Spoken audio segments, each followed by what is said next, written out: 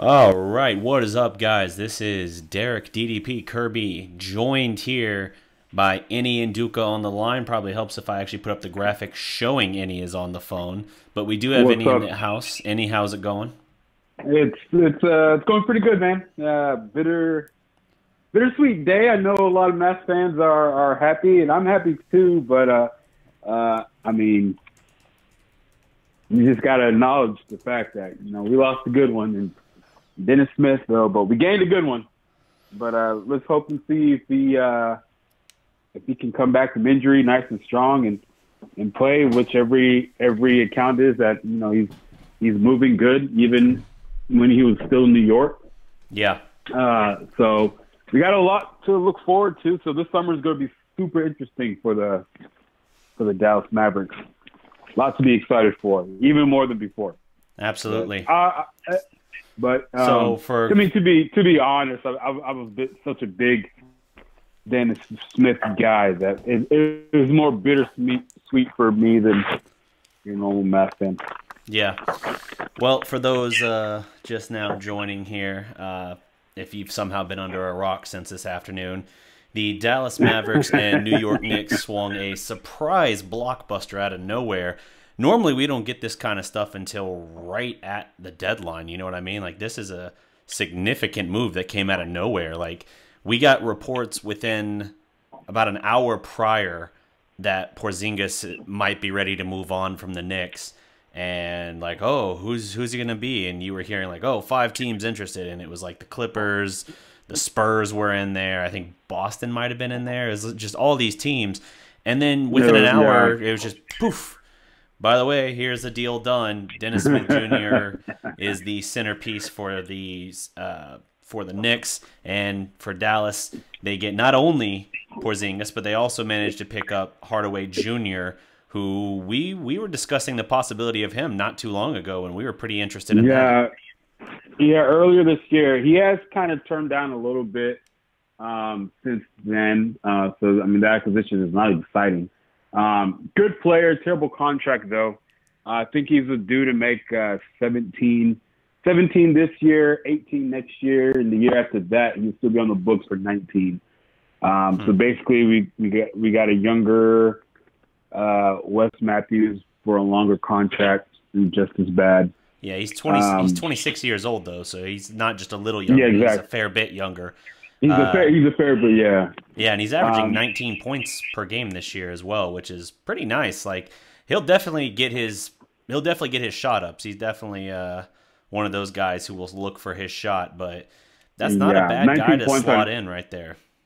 Yeah, 19 points on probably on a terrible Knicks team. So yeah, I mean, yeah, no, that's don't good. Get super excited. Yeah, that's good clarification on that. Someone's got to score. Yeah, and then the shots. Yeah, and they didn't have KP too. So yeah, I mean, we don't know how he's going to play. He'll probably be closer to like on a functional team like ours. Yeah, I mean, he can probably give you 12, 13. Yep. And he's not going to put up more shots than Harrison. He's not going to put up more shots, of course, than Luka or KP when he finally gets here. But yeah, I mean, hopefully Rick Carlisle can get something out of him. Yeah. Let's see here. Do a quick roll call. Rangers King first in the house. What's good, Max? Gle, Maxie, how you doing? Got Gle as well. Co-10, what's up? Gle. GM, I think he's ready to run a team. Shouting unicorn. Who? His username is GM, as in general manager. Let's see. We got Andy in the house. What's up? Nice. Big Man TV, some new faces in here, I think, or at least people that aren't usually this talkative in the chat. I like Gle with his chime in here. Enyi out here calling from the grass. Freaking Gle. Oh man, and we got all kinds of people talking here. Cowboys Crusader, DJ Godslayer 1, Young Onyx, Brian Gum. What's up, everyone? So, let's just. It was a big day in Dallas news, man. Yeah. All together. Oh yeah, Cowboys have stuff too, which I'll get to that. On another day. Obviously, the Mavs own the headlines for the day, but let's just talk a little bit about this. So obviously, You and I were more so in the camp of hoping that the Mavericks could find a way to reconcile with Dennis Smith Jr. I think I was you optimistic, were. but I think you were a little more optimistic they would still work it out, whereas I felt like there was really no going back once you had the whole blow up 2 weeks ago and the reports of trying to shop him and all that. And that's how it turned out. He returns to the team.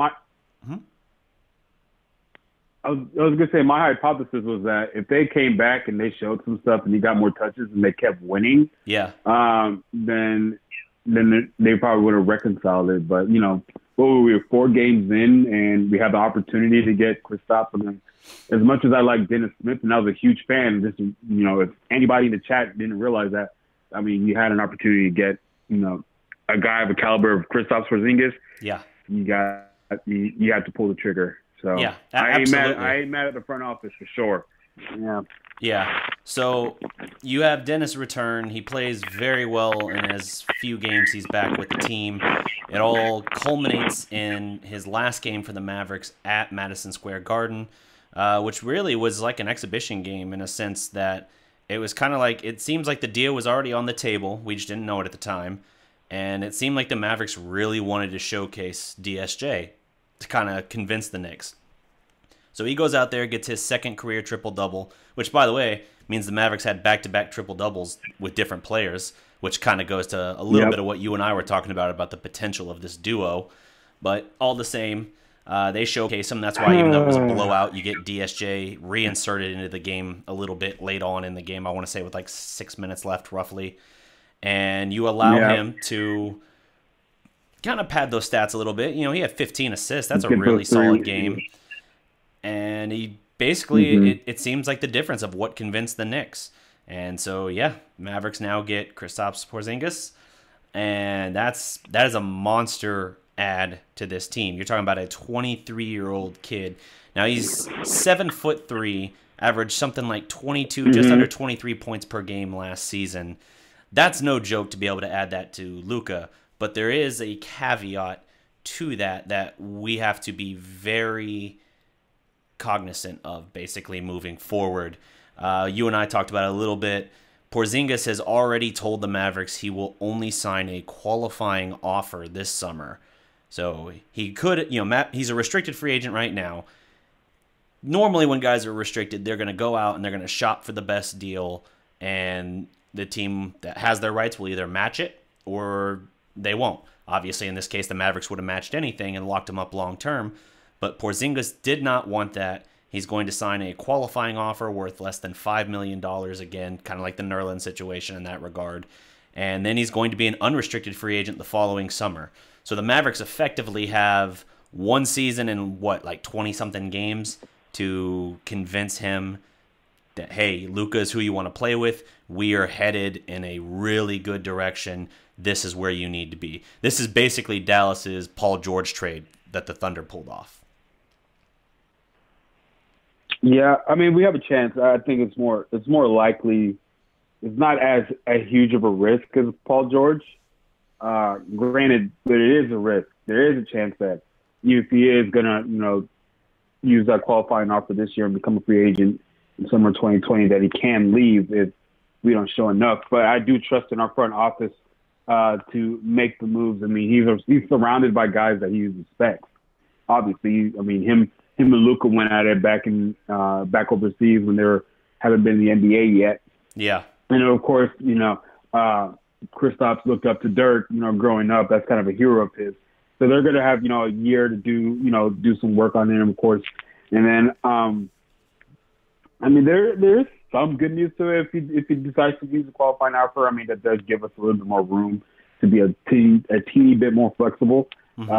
This offseason, probably getting a better quality guys around KP and Luka. I mean, honestly, we're gonna still have Harrison Barnes because I don't see him opting out of a $25 million contract. He's not going to get that in the open market. Right. Rangers King has a clarification on here saying Shams is who said that the qualifying offer part, Woj has actually contradicted that, which is not the first time today we've seen that contradiction. Woj apparently says that KP is still undecided on if he'll seek just a qualifying offer this summer. So okay, well, either way, yeah, it changes it a little bit, but the nature of what you're saying, the spirit of it is definitely still true. I agree. Yeah. I mean, still, I don't see him. I don't see him leaving. I mean, I wouldn't expect it to, just because I think they're going to pair together really well, and it's when you're moving forward, building with Kristaps will be 24 next year, I think, and Luka's going to be 20 going on 21. When that's your foundation going forward, I would argue at this point both of them are, superstars. Even though Luka hadn't even played a full season, I think he's certainly, catapulted into that stratosphere. So being in that situation, and especially if he does go with the qualifying offer, you have a lot of money to play with this summer in that case. Like, you're going to be able to add another significant name to this team to try and convince him to stay. And that would completely catapult this team. Like, we've been talking about that window and building towards something.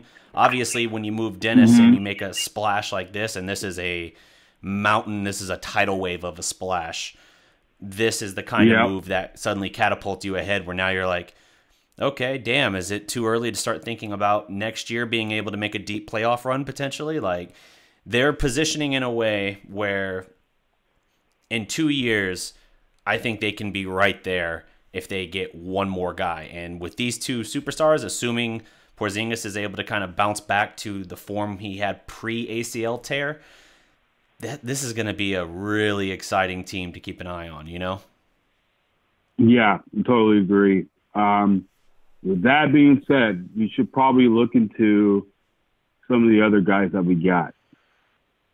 I know this is about KP and we're excited about him, but we are stuck with some other guys. Yeah, we've got some hefty contracts for sure. Hardaway Jr. in particular, he's, as you said, making a lot of money.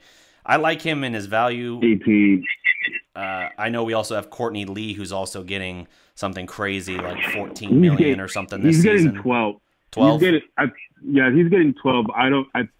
He's getting 12. I think he's on the books for one more year after this season, but I don't know how much. Yeah. Most likely going up.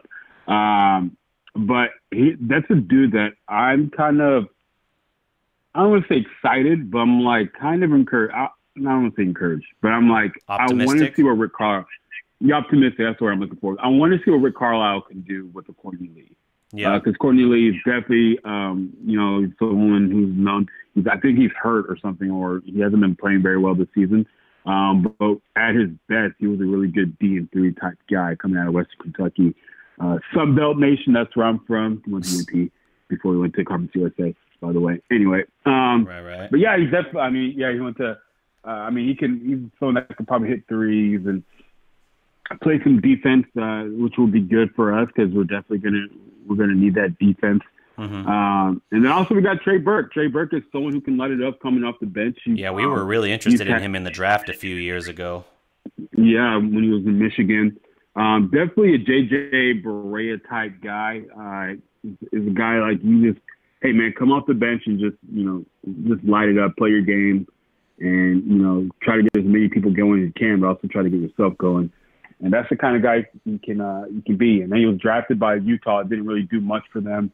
Yep. And then kind of came on the scene with New York and last year. Even though they were having a terrible year, but he was kind of a bright spot for them last year. So I'm really excited about what he can do moving forward. Don't know if any of these guys that were brought on are technically long-term pieces, but who knows? We really don't know. We thought Dennis Smith was going to be a long-term piece, so it's kind of a year-by-year thing. But the only thing for sure is Luka is definitely the guy we're going to be building around. If KP decides to stay, which is a good possibility, then he's definitely, him and Luka are going to be our 1-2 punch, and we're going to be looking heavily for that third person. And we probably have. I was listening to the radio when this was going down, and when you put it into perspective, we have two of the top 2 NBA players under the age of 25 on our team right now. And when was the last time we were able to say that. It's been a long time, probably since I started watching the Mavericks. Yeah, a long time ago. Yeah. It's been the first time we've probably even before. I mean, it really hasn't. Probably since the '90s with the three J's. So, I mean, we have a lot to be excited about. This is a good day for a Mavs to be a Mavs fan. Even though we don't have Luka in the All-Star game. They freaking cheated him. Yeah, I would definitely want to put him over Klay Thompson this year, but oh well. I would have as well. Klay struggled largely this year, and I would say his lifting in Golden State is nothing compared to Luka's in Dallas. But let's talk a little bit on. We mentioned what we got back. Let's talk about what we sent out. So the Mavericks send out not just Dennis Smith Jr. They also send out DeAndre Jordan, Wesley Matthews, and 2 #1 draft picks. Those coming in 2021. And an unprotected one in 2023.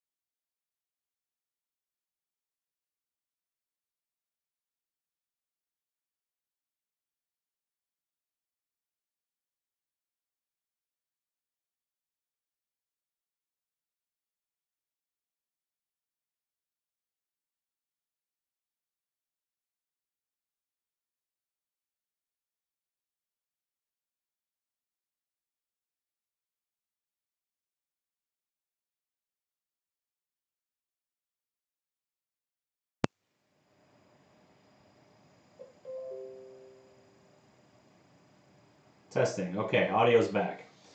I don't know what that blip was. Enyi disappeared off the line too. So I will try to get Enyi back on the line. But to my point that I was making, I think he was frustrated kind of with the state of the organization. It's one thing when you feel like you're in a position moving forward or more confident in the front office. It sounds like he kind of lost some faith in that organization, and as such, he wanted to move on. And I think his inability right now to immediately commit to Dallas, which is understandable, totally understandable. I think that's tied to, he wants to be sure. Dallas has had its own questions for a little while, so we just have to check it out. But anyway, regarding the move, as I try and get Enyi back on here, it's a significant move for Dallas. Here, let me see. I got it calling him now. Let me actually mute it for while it's ringing for you guys. It's a significant move for Dallas if they can build upon it. Obviously, you make this kind of move with the intention of locking Porzingis up on a long-term deal. I think that they will be able to do that, but it's going to take some convincing. It's going to take some convincing for them to build up on it, and we'll see if they're able to do that. All right, so the call is still not going through to Enyi. I don't know what that's about, so if I can't get Enyi back on here, I'll have to roll this solo the rest of the way. But for the Mavericks, you make this move with the intention of locking up Porzingis long term. You could argue that even if they don't manage to do so, it's kind of a commitment and a chance you have to take because, as Enyi mentioned, this is another dominant elite player under the age of 25. This is a guy with Luka when paired together that can really draw free agents. Like we talked about Dennis Smith and Luka being able to draw. This is, I think, to an even higher degree now because it's two guys that will pair better together. The Mavericks should have money even with the money they had to take on. In this case, Courtney Lee, as Enyi mentioned, he's making like $12 million or something like that this year, even though he's not.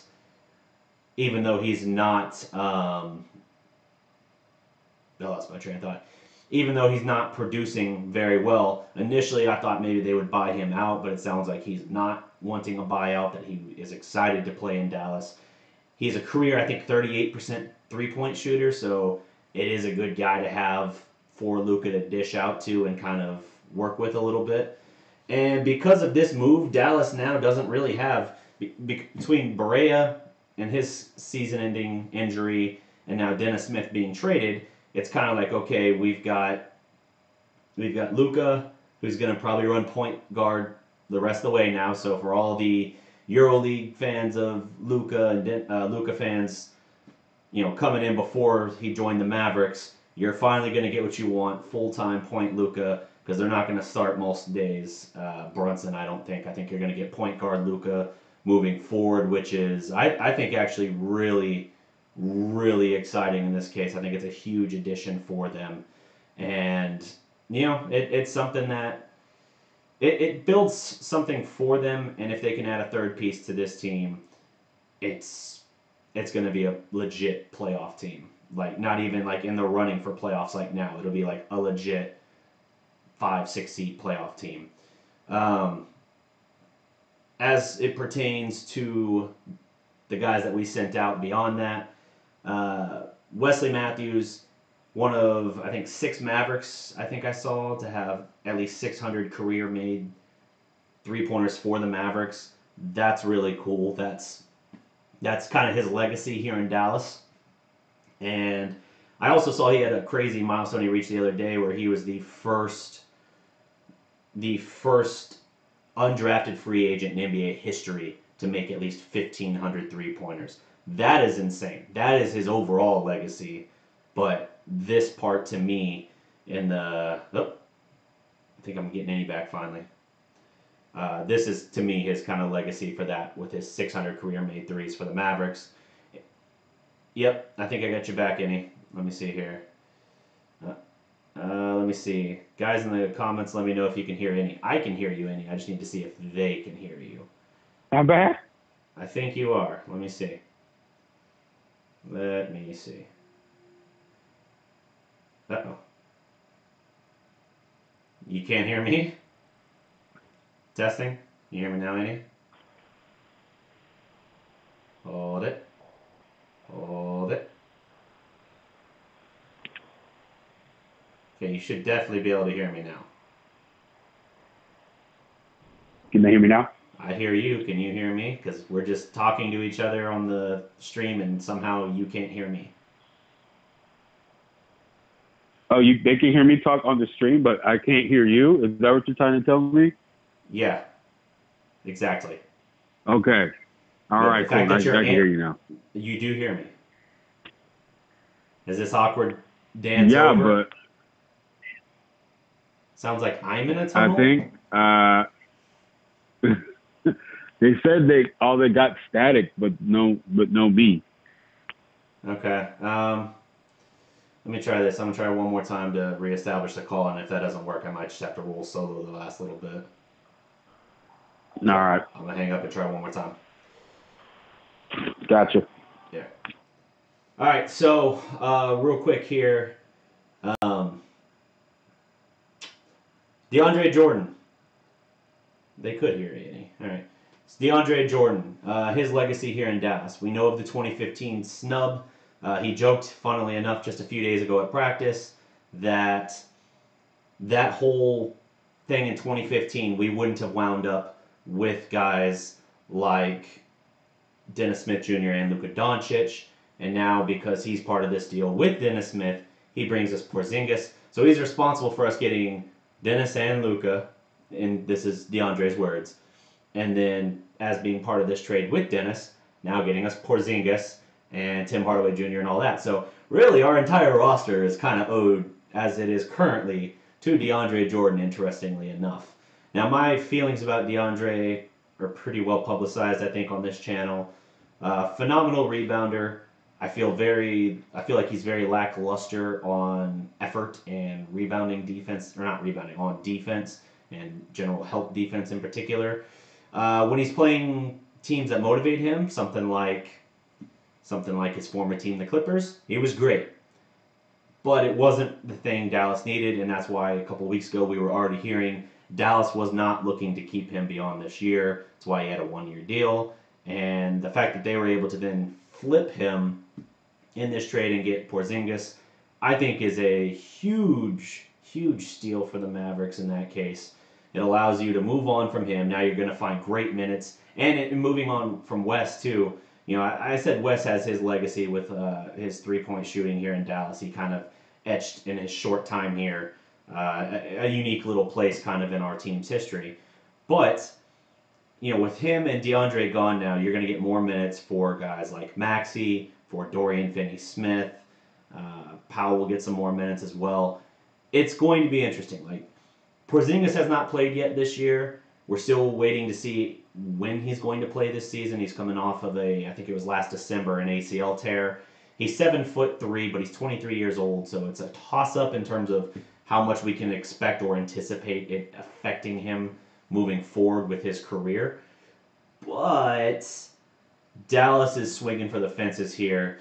They're making the move because even if you can't convince KP to re-sign here with Dallas long term, this is still a move it feels like you kind of have to make. Talent like that, at that age especially, does not come available hardly ever.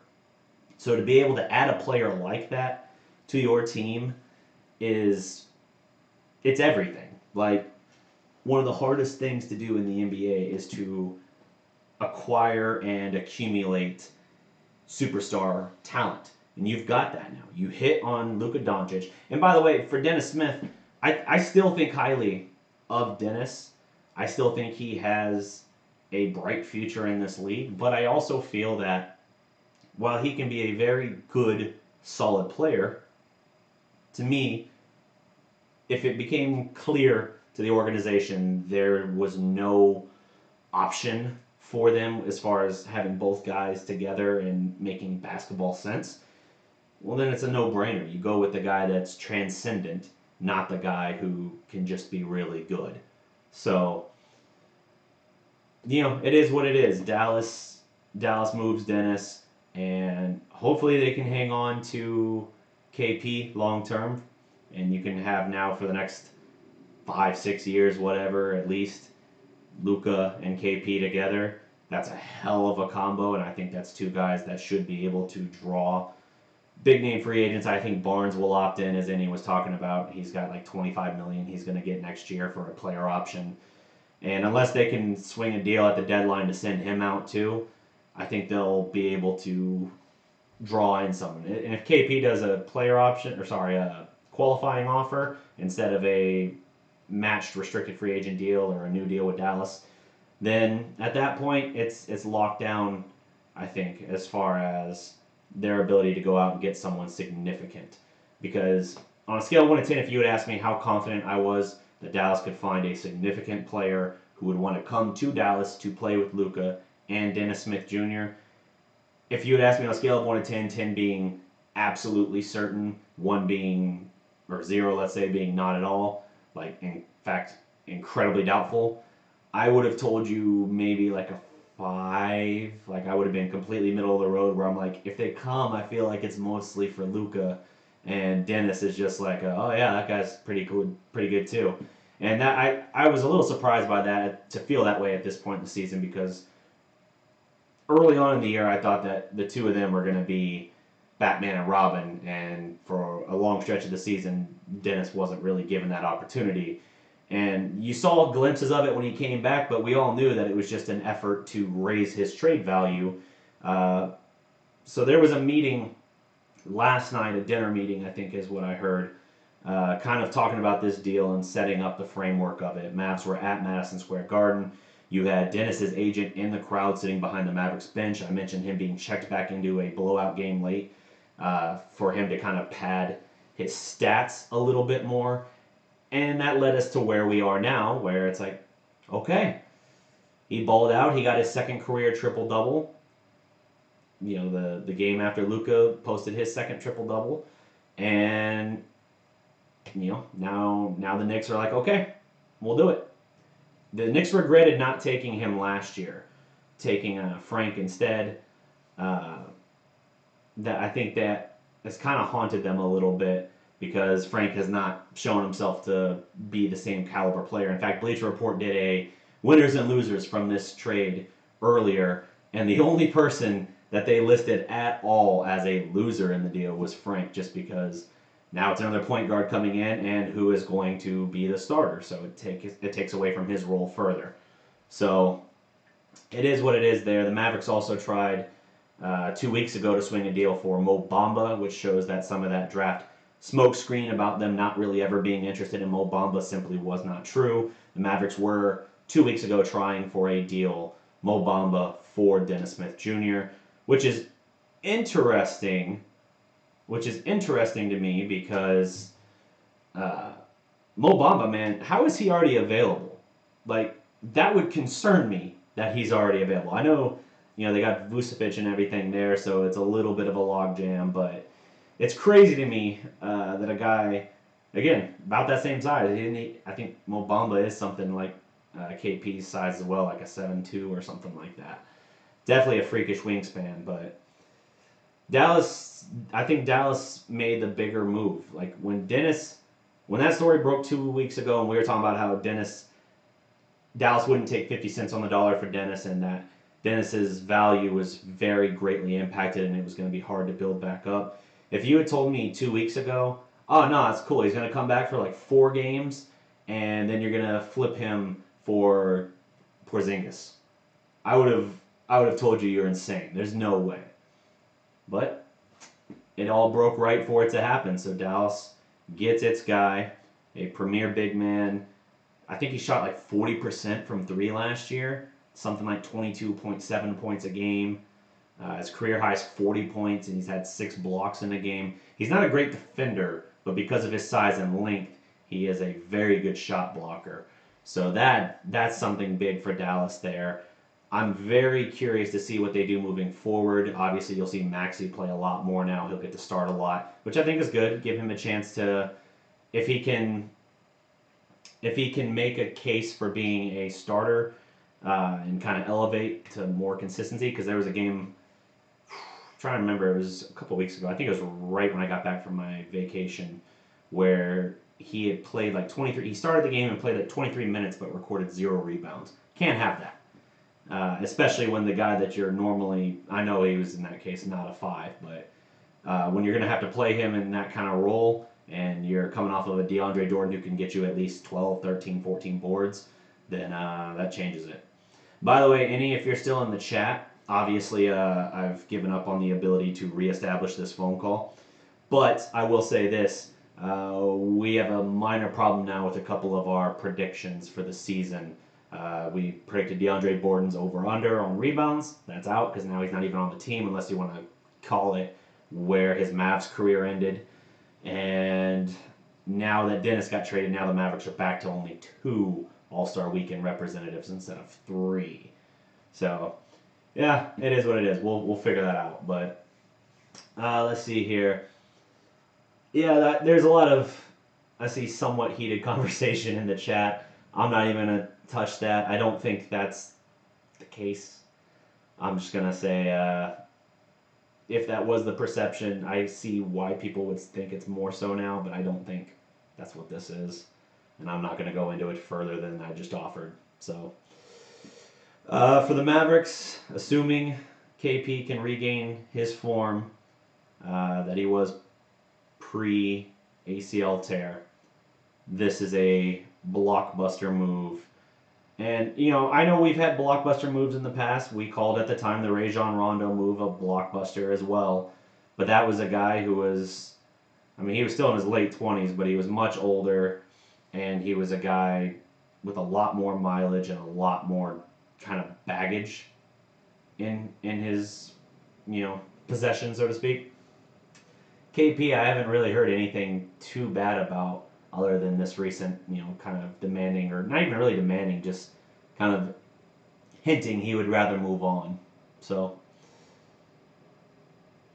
let's see. What is opening up here? People asking about Demarcus Cousins. I don't think Demarcus Cousins is going to end up in Dallas, if that's your question. Could he play with KP and Luka? I think so. But, KP's technically listed as a power forward, just because of his frame and I guess his style of play. One thing of note that I thought was a great call out, I think it was Skin who said it on 105.3 The Fan earlier. He was talking specifically about how Dirk and Dallas would run the pick and rolls and how they would set him up in kind of unique ways to keep him more around the elbow as opposed to spreading it out past the three-point line for spacing reasons. And it just was a dimension that they ran for like 10 years that they mastered. Well, that's a strong point for Porzingis. So automatically having that system in place and like, hey, we built this system for a guy just like you. We can run this for you better than pretty much anyone else. So this could be a match made in heaven. And when KP came into the league, Mavs fans definitely had the thought of like, oh, you know what? This guy, people are kind of talking like he's the next Dirk. Imagine if he was here in Dallas, we would know exactly what to do with him.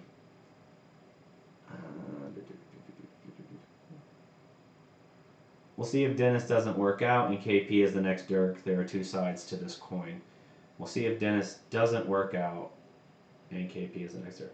So you're saying, I think that's in the side conversation going on, but yeah, we'll see if Dennis works out for the Knicks. I think he'll be a good player. I do. He gets what he wanted though, him and his people. They wanted to not be in Luka's shadow. They wanted it to be his show that he could run. I mean, for now you're going to get that with the Knicks, and if they get what they want and they get a couple big name free agents, you're going to be third wheel at that point. So, but we'll see. We'll see. I think that's going to do it for my time on this one. I know this is, I've been going about 40 minutes. So, a little bit of technical issues and everything. I see the stream's been a bit laggy. Obviously, we had the mic drop out and Enyi get dropped off at one point in the call. I got a video premiering tomorrow, actually about Dennis Smith Jr. I went into overdrive to finish it today. In fact, I even clipped out the final scene. Not that it doesn't tell the narrative, but I clipped out the final little bit, which was just kind of an extra padding to lead into the next segment, so to speak. But check that out tomorrow, 5:45. 5:45, it'll premiere on the channel. New content that we're dropping here on the channel. We're going to drop this bi-weekly. Kenneth Haynes, do you remember me? Yeah, what's up, Kenneth? So we'll see. I feel very... If you're a Mavs fan, this is a huge win. This is a very, very... I mean, this is big. This is the biggest Mavs news.